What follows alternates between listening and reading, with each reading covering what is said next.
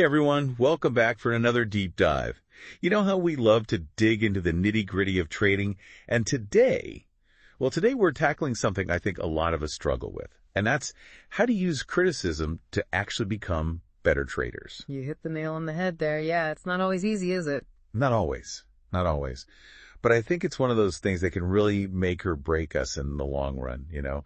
And I was really intrigued by these excerpts you sent over, this text that focuses on new traders and their, relationship with criticism. Yeah, I thought it was really interesting, particularly the way it kind of frames this almost like a paradox. A paradox. How so? Well, like in trading, we all want to be right. Right, of course. Who doesn't? Exactly, and that's totally natural, especially when you've got, real money on the line.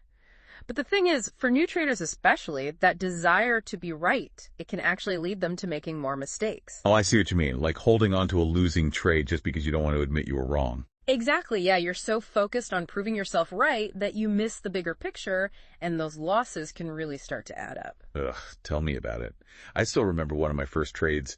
I was convinced this stock was going to take off, and it just kept tanking. And you just kept holding on. Oh, yeah, way too long. Talk about a lesson learned the hard way. Right. And I think that ties into what the text called the perfectionism trap, right? Absolutely. That's a big one. Like, we come into trading, many of us, with this mindset that we need to nail it every single time to be successful, but that's just not realistic. It's almost like we're carrying over that old school mentality, where every test, every assignment feels like this high stakes, one-shot deal. That's a great point. Yeah, trading is so different. It's not about being perfect. It's about constantly learning and adapting. So how do we actually shift that mindset, though? I mean, let's face it, nobody loves being told they're wrong. You're not wrong about that, but the text makes a really compelling argument for reframing criticism as data. Yeah, like instead of seeing it as a personal attack or a judgment on your abilities, try to think of it as feedback on the effectiveness of your strategy. Okay, I'm starting to see what you mean. So for example, let's say you get some feedback maybe from a mentor or a trading community, and they're saying your entry points are consistently too late. That's not them saying you're a bad trader. It's valuable information you can use to adjust your approach. That's a really helpful way to look at it. But honestly, sometimes it feels like there's just so much noise out there. How do we even know what feedback to listen to? That's where being really intentional comes in, both in seeking out feedback and in filtering it. So be proactive about it. Exactly. The text actually encourages us to actively seek criticism. Don't just wait for it to come to you. How do we do that, though? Well, think about joining some trading communities, maybe finding a mentor, even just being really meticulous about reviewing your own past trades for patterns. So instead of fearing criticism, we should be like chasing after it. That's a pretty wild concept. It might sound counterintuitive, but think about it this way.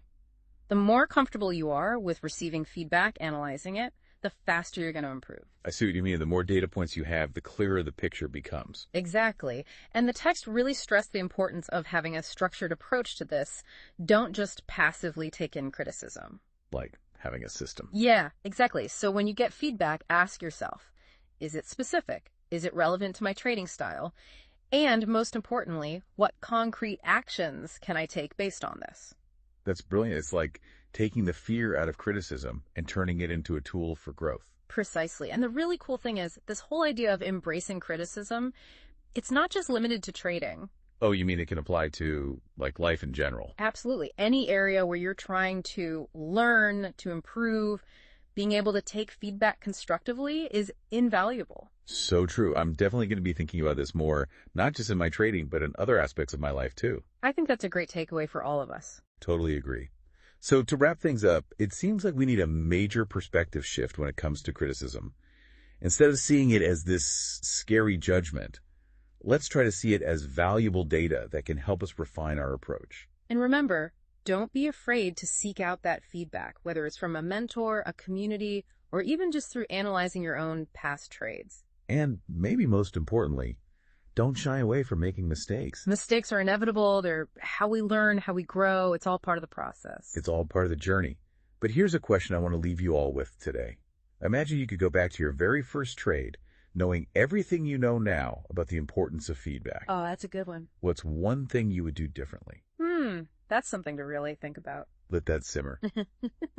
Until next time, keep diving deep, everyone.